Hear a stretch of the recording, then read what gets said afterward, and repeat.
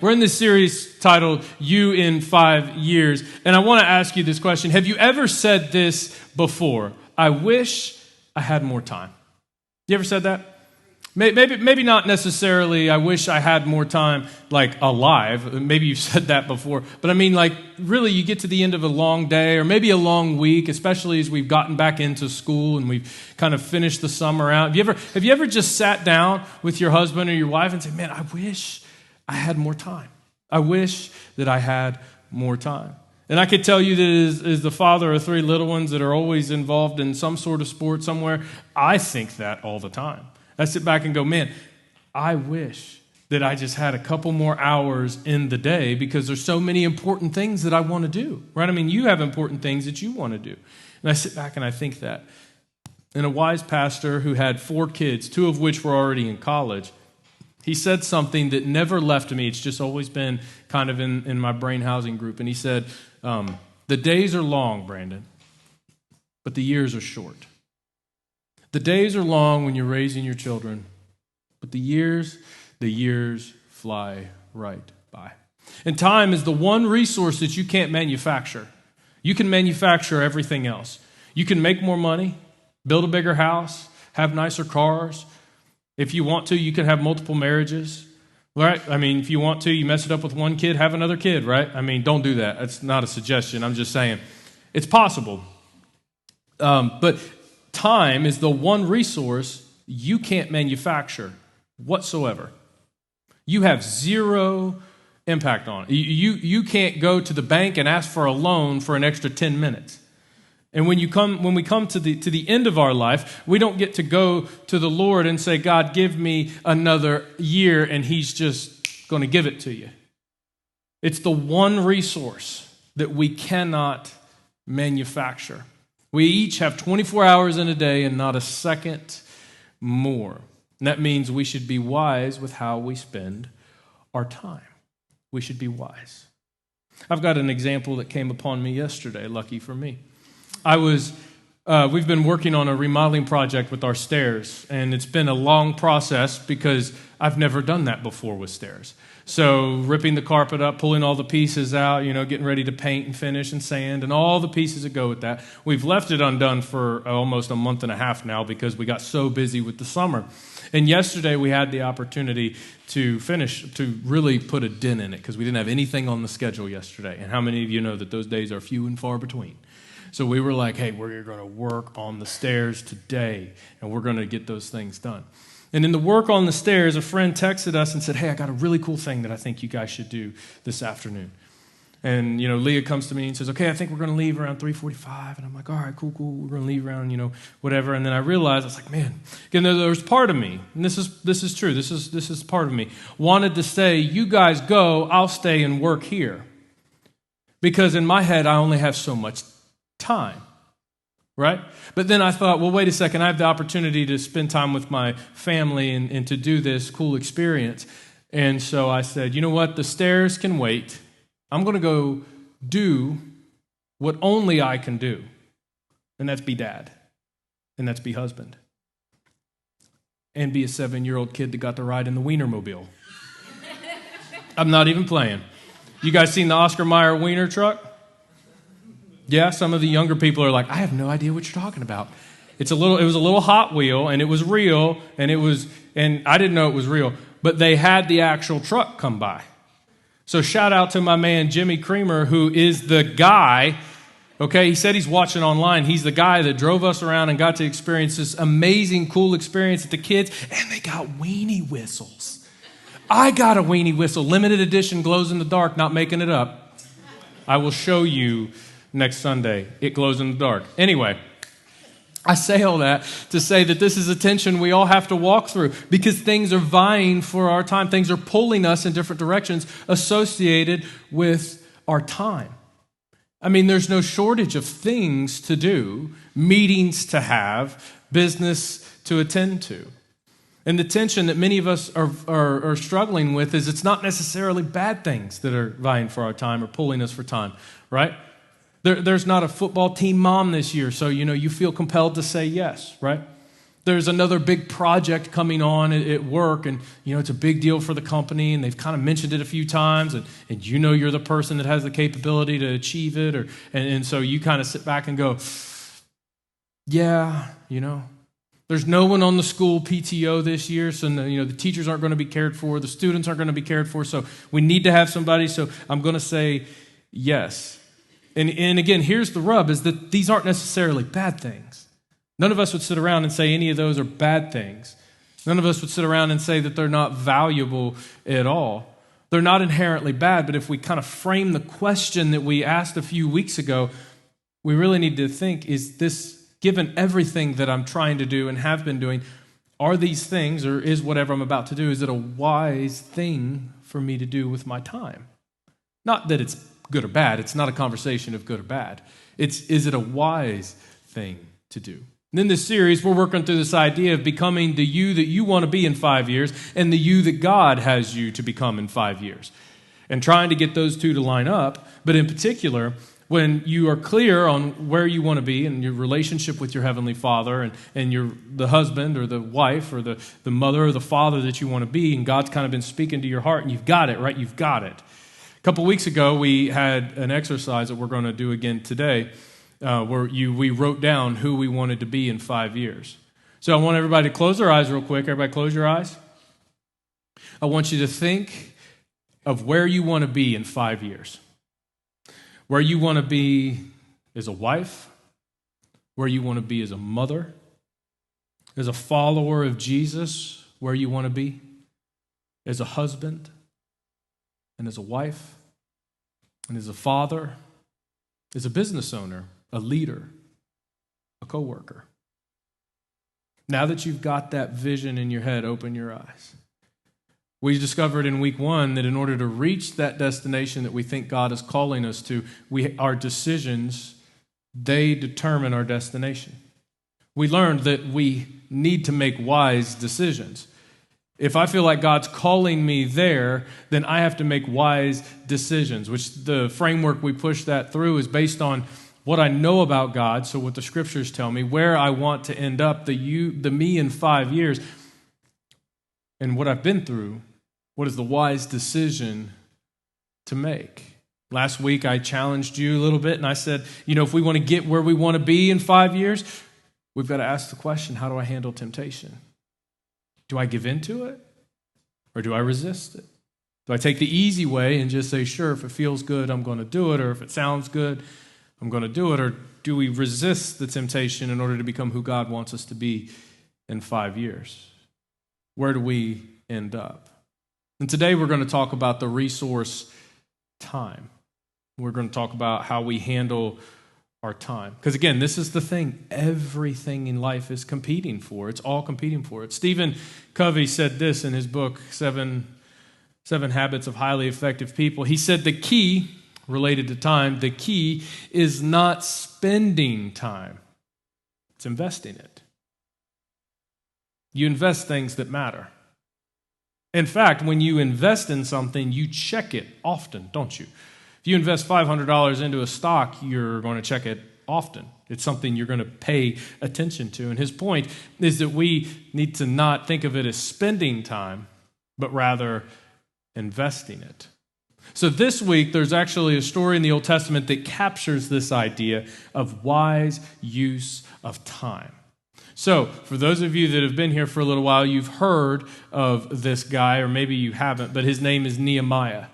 Nehemiah, to give you guys a background to the text, Nehemiah and Ezra, they were written, that we believe, around the same time, or fairly close, and they were taken from the personal records of Nehemiah and Ezra. And this is about the rebuilding of the temple and rebuilding of the city of Jerusalem. So up to this point, Jerusalem has been ransacked by Babylon, by Assyria and Babylon. They've taken everybody away, and now Jerusalem sits completely unguarded because the walls have been completely destroyed and run down, and the temple is destroyed, which is where the presence of God was supposed to live. And the ark has been taken. It's a total, absolute mess, and everybody has been removed. So the city lays in ruins. And you've got one character, his name's Zerubbabel, He's working on rebuilding the temple. You've got Ezra, who teaches the law of God, the Torah, to the community again. And then you've got Nehemiah, who sets out to build the walls around Jerusalem. So, if you have your Bibles, turn with me, Nehemiah chapter 1. We're going to start in verse 1. Nehemiah chapter 1, starting in verse 1. I like to say word here when we found our spot. So if you found it, Nehemiah chapter 1, verse 1, say word. Word. All right, so here we are. Nehemiah's prayer. It opens up this way. The words of Nehemiah, son of Hakaliah. In the month of Kislev, in the 20th year, while I was in the citadel of Susa, Hanani, one of my brothers, came from Judah, the area Jerusalem's in, with some other men. And I questioned about the Jewish remnant that had survived the exile and also about Jerusalem. So again, remember, the conquering nation took a lot of the really skilled laborers and enslaved them. But there was a remnant left behind. And so Nehemiah, understanding that he's Jewish and understanding his heritage, says, well, what does it look like we're back home, kind of where we should be? Like, what does it look like back home? So he sets out and they said to him, those who survived the exile are back in the province, are in great trouble and disgrace. The wall of Jerusalem is broken down, and its gates have been burned with fire. And when I heard these things, Nehemiah is the narrator in this book. When I heard these things, he said, I sat down and wept. For some days I mourned and fasted and prayed before the God of heaven. And then we get into Nehemiah's prayer. And Nehemiah's prayer is a pleading with God. God, figure out some way. I don't care how it works. I don't really care specifics. Figure out a way for me to be able to go back and build the gates and the walls. And then Nehemiah says, I'm actually going to go talk to the king. But God, I need you to go before me to make sure that you're moving in the king's heart so that I would be able to go and do this. And many of us, it's lost on us why the wall is so important, but this is a significant part. Without a wall, Jerusalem will never be rebuilt because the walls are what kept the city safe. In an ancient era where might made right and you took what you want and killed who you didn't like, it was simple. Walls protected cities. Gates allowed good guys in, not bad guys. And if there's no walls, the city would continue to be destroyed and raided, which was exactly what they were experiencing day in and day out. And Nehemiah says the only way we start this project, the only way that we actually rebuild Jerusalem is if we start with the walls. But there's no leader. There's nobody to head up this initiative. Now, Nehemiah takes the opportunity to speak to the king. And you got to pay attention because he had the opportunity to speak to the king because he was the cupbearer to the king. Now, we hear that and we think it's just the guy that walks around with a wine glass, and you're like, here you are, your highness, right? You got the wine glass. That's not, it was that, it was also that, but it wasn't just that. It was a government position. It means you had the king's ear. Sometimes in some cultures, they were governors that were the cupbearer to the king. And so he had influence, he had the ear of Nehemiah, and he's right there, and he says, kind of the perfect situation opens up to where he can ask King Artaxerxes if he can go. So Nehemiah, after his prayer in chapter 2, he says this, but I said to the king, because the king looked at him and said, you are so downcast, you're so upset, you seem so frustrated. What's wrong? And instead of doing the thing that every other guy does when you ask us what's wrong, you know what I'm talking about, ladies? Like, what's wrong, honey? I don't know. Right? Have you ever got that before? What's wrong? I don't know. I'm fine. Right? Nehemiah says this. He kind of gets their attention. He says, no. But I said to the king, may the king live forever. Why should my face not look sad when the city where my ancestors are buried lies in ruins and its gates have been destroyed by fire? Of course I'm sad, king. My homeland is completely destroyed. The place where my mom is buried, the place where my dad is buried, my hometown is in complete ruins. The equivalent would be like if your hometown was in complete ruins. Now, if you came where I'm from, you're not going to lose a lot of sleep over that, right? But I mean, maybe you came from a place that just holds a near and dear spot in your heart. And Nehemiah says, hey, of course I'm frustrated. So the king said, yes, you can go. Nehemiah, gather your things and go. Nehemiah says, well, if it pleases the king, may I have some letters to the governors of the Trans-Euphrates so that they will provide me safe conduct when I arrive in Judah. And could you also, may I have a letter to Asaph, keeper of the royal park, so that he can give me timber to build the beams? I mean, I need timber to build the beams. You know how this works, king. If I just go by myself, that's not going to do anything. But can you leverage your resources and your authority to help me out? And because the hand of my God was on me, the king granted my request. So I went to the governors of the Trans-Euphrates, gave them the king's letters, and the king sent an army of officers and cavalry with me, above and beyond what he asked. Now, when Sanballat the Horonite and then Tobiah the Ammonite official heard about this, they were very much disturbed that someone had come to promote the welfare of the Israelites. Sanballat and Tobiah and these guys are bad guys. These are the guys that are living in the hill country that are coming down and destroying Jerusalem. They're profiting off of every chance, off of every single raid. So they're coming down, destroying pieces of Jerusalem, taking things from family members. So for them, they're kind of building a shadow government almost, is what they believe, and they were leveraging it and oppressing people. So Sanballat and Tobiah, they hear about this Nehemiah character coming in, who's coming in with cavalry, it's horses, then coming in with soldiers. And they're like, hold on a second, that's going to be a problem. And then we read about it that Nehemiah comes in and he does what any good leader does. He sits down and gathers everybody. He oversees the entire situation. He looks everywhere and sees it all. And he goes, okay, this place is a total and complete wreck. This place is a total and complete wreck. And since this is a wreck, we're all right. He casts the vision for them. He casts the vision. He gathers all the leaders together and all the people, and he says, okay, we are going to build the wall. So in Nehemiah chapter 2, verse 17, he talks about building the wall. And he explains it. He says, come on, we're all going to gather together. You've seen the destruction of the temple. You've seen the destruction of the walls. You see the problem, right? And everybody goes, yeah, we've seen the problem. He goes, okay, so we've got a problem then. And then he cast the vision, and they said, we're ready. Verse 18 says, I also told them about the gracious hand of my God on me and what the king had said to me. And they replied, because the vision was cast, he was explaining everything, he pushes forward, and they said, let's start rebuilding. So they began the good work. And when Sanballat and Tobiah and Geshem heard about it, they mocked and ridiculed us. What is this you are doing, they asked. Are you rebelling against the king? So they're trying to position Nehemiah against the king. They're trying to say, wait a second, you rebuild those walls, that means you're going to have a military outpost, and that military outpost, you're going to rebel against the king, Nehemiah. Nehemiah says, I ain't even got time to deal with that. I don't have time to deal with any of your nonsense. I answered them by saying, the God of heaven will give us success. Listen to his faith. We, his servants, will start rebuilding. But as for you, listen to what he says to the raiders. You have no share in Jerusalem or any claim or historic right to it. He fights off the criticism because they're like, you're not going to achieve this. Now, let me tell you this.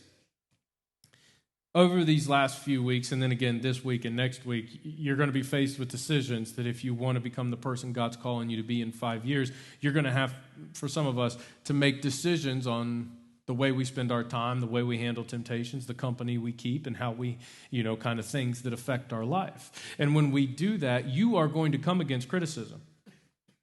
Bank on it. Bank on it. When you begin to make those decisions, you are going to come against criticism. People are going to say, why are you doing that? I mean, why would you stop drinking on Saturday night at 9 o'clock and come and so you can go to church? That's ridiculous, right? That's a dramatic statement. Or maybe you say, no, I'm not going to go out to eat tonight, guys, because I'm saving my money. I got a goal I want to reach. I'm setting a certain amount. I'm not using the credit card anymore or something like that. And it's like, okay. People are going to say, well, what do you mean? How are you going to achieve that? And you're going to hear criticism all the time. They will laugh. They'll roll their eyes. You can't do it. They're going to doubt that you have the capability to become who God wants you to be in 5 years and who God's calling you to be. Remember last week? Remember everything that the devil tempted Jesus with? If you really are the Son of God. So again, you're going to hear it anytime you decide to make these changes. You're going to hear the criticism. You're not good enough. You're not capable.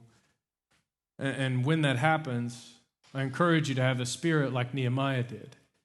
God is with me. I said this months ago in the Moses series, but it fits perfectly here. If God called you to it, he'll get you through it. May not be the way you want to. May mean you need to leave some of those people behind. May mean you need to say no to yourself for a little bit. May mean that he's got to do some things inside of you to get you to who he wants you to be in a few years. I didn't say it's going to be easy. In fact, look at your neighbor and say, Pastor didn't say it's going to be easy. Tell him that. I didn't say it's going to be easy. But if he called you to it, somebody just said, it ain't never easy. I mean, you're right sometimes. If he called you to it, he's going to get you through it. Again, maybe it'll be painful, but he's going to get you through it. And that's the way Nehemiah says. So Nehemiah gets to work, doesn't listen to the critics, doesn't let anything slow him down. He says, I know what God has placed in my heart. I know what is next, and that is where we are going. But the bad guys ain't done yet. How many of you know the bad guys don't ever shut up? You know what I'm talking about? Can I say shut up in church? Sure. Thank you. I just did. Whoops. Anyway, Nehemiah in chapter 6 faces opposition here. Before, he's just got chatter, right? Like, oh, you want to be different? Sure, Nehemiah. You want to save Jerusalem? Whatever, right? Sure. You're going to be a church person, whatever. But then he faces a real moment where he has his the rubber meets the road here. So he's built the walls to this point, but the gates haven't been set yet. So he's got the walls done, and Sanballat and Tobiah are furious because now they've got guards at the gates. So now there's no more raiding straight in, and it's easy. Now they have to have a fight every time they want to come in and take something from Jerusalem. That's a problem for them, and they can't stand it. So when word came to Sanballat, Tobiah, and Geshem, and the rest of our enemies, Nehemiah writes, that I had rebuilt the wall and had not a gap left in it, though up to that time I had not set the doors and the gates, Sanballat and Geshem sent this message. Come, let us meet together in one of the villages on the plain of Ono. Now, this is something that wouldn't seem to be bad. I mean, Nehemiah could have easily taken this meeting. He's got the cavalry, he's got the protection. Why couldn't Nehemiah just go and have the meeting? For all he knows, they're trying to have okay, look, dude, you did a great job on the wall. Look, we just need to work something out economically. Could have been that. I mean, he's had time to build the wall, so time has passed. And so he goes through, but Nehemiah is not going to be distracted. He honestly refuses to be pulled in that direction. Now, I don't think the New International Version does this verse justice, so I like it from the ESV. That's the English Standard Version. And one of these days I'll do a sermon on why we have so many different Bible translations, but that's not going to be today. Nehemiah, in verse 3, he said, and I sent messengers to them saying, this is what it says in the ESV version. And this, when I read this, the first time I've ever read this, because I was taught it by a pastor, and when I read it, it just clicked. And it became part of my battle rhythm for the way that I speak when I'm faced with time management. He says, I am doing a great work, and I cannot come down. I am doing a great work, and I cannot come down. And furthermore, why should I leave and the work stop? I mean, why should the work stop while I leave? So I can come down to you? Why would I do that? And then the text tells us they sent for him 4 more times, meaning that this is going to continue to happen. Nehemiah would not be distracted by these people. Nehemiah would not be pulled away from the vision God had given him. Nehemiah wouldn't be pulled away from what God had commanded him to do. Given the critics and all the noise and all the mess, he wouldn't be pulled away. Because why? That would be a waste of his, somebody fill in the blank. Now, I don't want to say this too harshly, but I'm going to. In fact, tell your neighbor, say, Pastor loves you, it's going to be okay. Tell him. It's going to be okay. Listen. Sometimes you have to say no to things you want to do if you're going to reach what God's called you to do. If you are going to reach where God is taking you, then sometimes you've got to say no to things you want to do. And that's uncomfortable. We don't like it all the time. Nehemiah, again, would not be distracted. And here's the thing, again, you have things in your life like this also. Now, sure, you maybe they're not trying to destroy your village, right? Maybe they're not trying to destroy your city and your temple, but you have things that are competing for your time. The one resource you cannot produce. The one resource you cannot produce. Let me say it another way. You have Sanballat and Tobiah on your door saying, come meet us on the plain. Real short meeting. Not going to be very long. It's things like your career, right? You have Sanballat and Tobiah that are going to get in the way of you reaching the 5-year you that God has placed on your heart. You have a Sanballat and a Tobiah. Maybe it's your career. Maybe it's going to be something that's going to pull you away from being the best mother you can be in 5 years. Maybe it's going to get in the way of, you losing weight and becoming a healthier version of you in 5 years. There's all sorts of things that are going to intersect. You have a Sanballat and Tobiah that are going to stop or at least create competing agendas. And here's the difference between us and Nehemiah.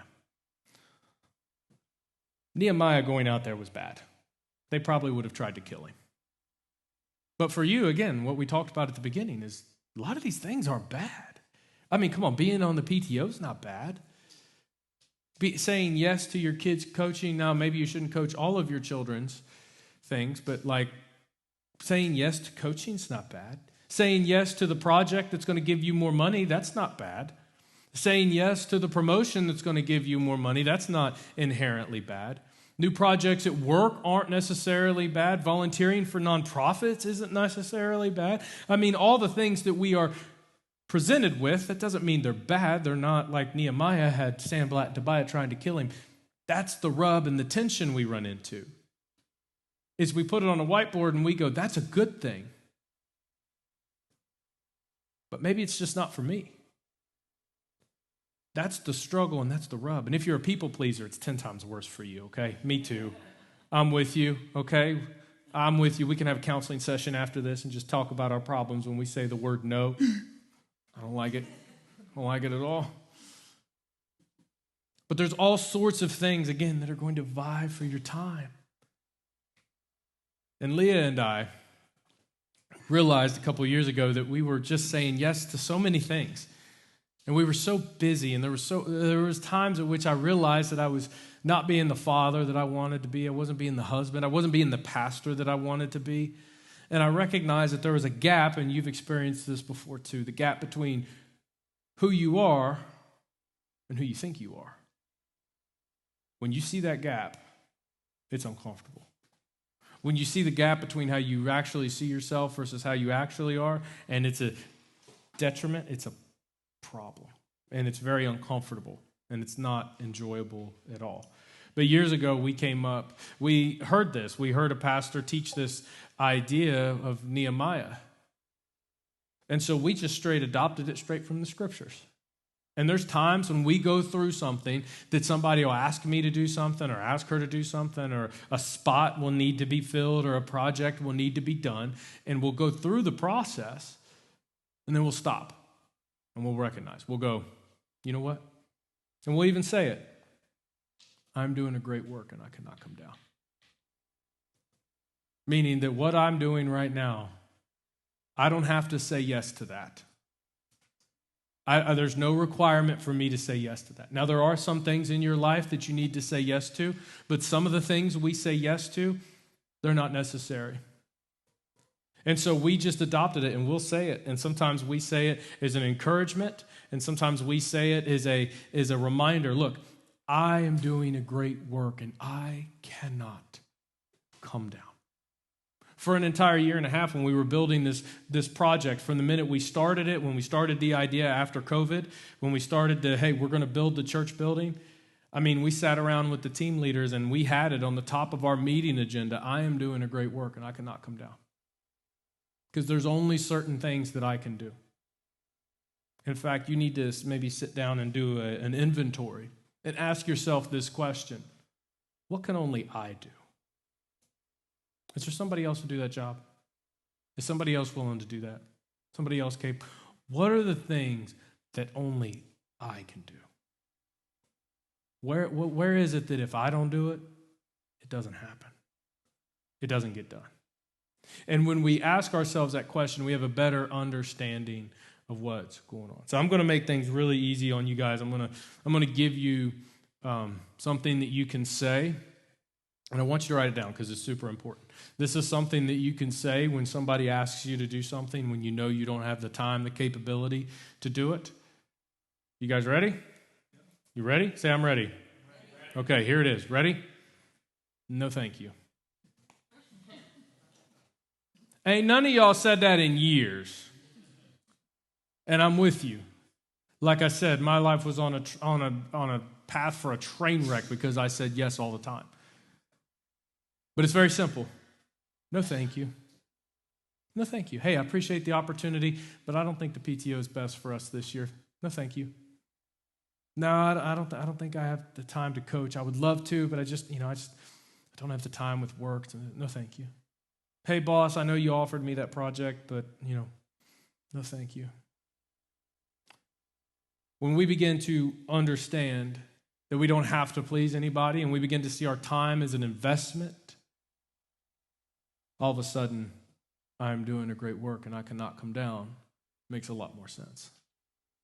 When we view our time as a resource that's non-renewable, God has set this many hours and minutes and seconds for you. And how you invest in that time determines the quality of life you're going to have, the relationships you're going to have, the marriage you're going to have, the career you're going to have. And sometimes the proper response is no thank you. Because here's the thing. Other people can lead the team. Other people can coach. They can make the extra sale. They can handle the project at work. But only you can be the mother your kids need. Only you are going to be their father. Only you are going to be the one that's going to make the business that you set out and spent so much time on successful. Only you are going to be the wife that he needs. Only you are going to be the husband that she needs. I mean, there's so many opportunities to say yes, but there's equal amount of opportunities to say no. And unfortunately, for some of us, and I'm speaking with you, I'm not preaching at you, I'm speaking with you, we have sacrificed these non-negotiables on the altar of success, of busy. So in order to invest our time wisely, we want to be people that set up guardrails and recognize these things. And we need to remember Nehemiah.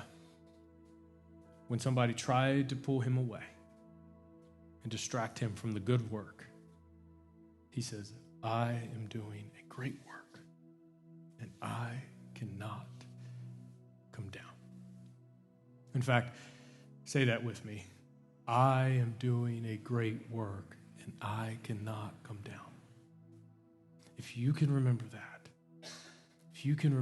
your life will be better. You'll be that much closer to reaching the you that God wants you to be in 5 years. Let me give you one last inspiration before you go. Don't you wish your dad would have said that more? Don't you wish your mom would have said that more? Would your life be any different if they did? Don't you wish that you would have more opportunities with them, more relationships with them? Don't you wish your husband would say that more? Maybe your wife, that I am doing a great work and I cannot come down.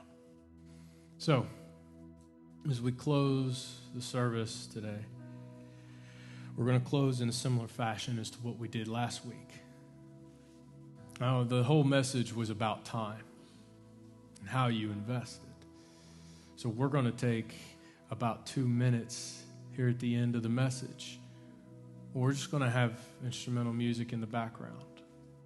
And you're going to be able to interact with God in a meaningful way as it relates to your time. Now, here's what I encourage you not to do. I encourage you not to ignore it. Blow it off as just another prayer opportunity that the pastor gave us because he needs 2 minutes into the segment. That ain't it. I want you to really have an interaction and ask yourself this question. Here's your prompting. Lord, this is if you're a Jesus follower. If you're not a Jesus follower, just reflect on the amount of time that you may or may not have been wasting on things that do not matter. But if you're a follower of Christ, Lord, show me what is distracting me from what only I can do.